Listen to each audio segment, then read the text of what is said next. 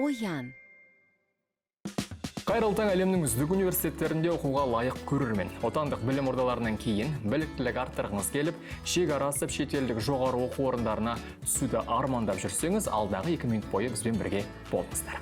Осы тақырыптағы алғашқы шығарылым шетелдік университетке түспес бұрын нені білу керек деген сұраққа жауап іздейді.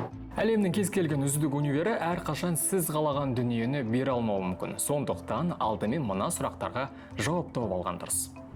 Білім қуудағы мақсатыңыз қандай? Нақты не қажет? Қандай мамандық бойынша дамығыңыз келеді? Қазіргі ортаңыз нені ұсыналмағандықтан шетелде оқуды көздеп отырсыз?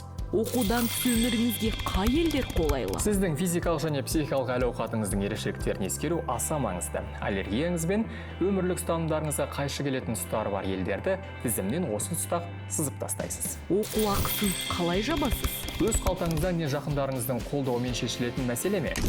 Әлде бар шығындарыңыз жабатын шәкіртақы ұтып алуға ұмтылып көресіз бе? Қандай шәкіртақыларды қарастырған жөн? Тілдік қабілеттеріңіз қаншалықты жеткілікті? Сіз таңдайтын елдің және онда оқу талаптарына сай тіл білу деңгейіңізді айғақтайтын сертификаттарды алып үлгердіңіз бе? Мысалы, IELTS-ыңыз қанша?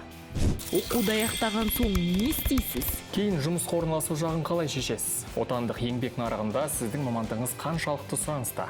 Құжаттарыңыз толық па? Паспортыңыз, бакалаврды аяқтағандағы дипломыңыз бен әр пән бағасы бойынша транскриптіңіз, уәждемелік және ұсыным хаттарыңыз қолыңызда ма?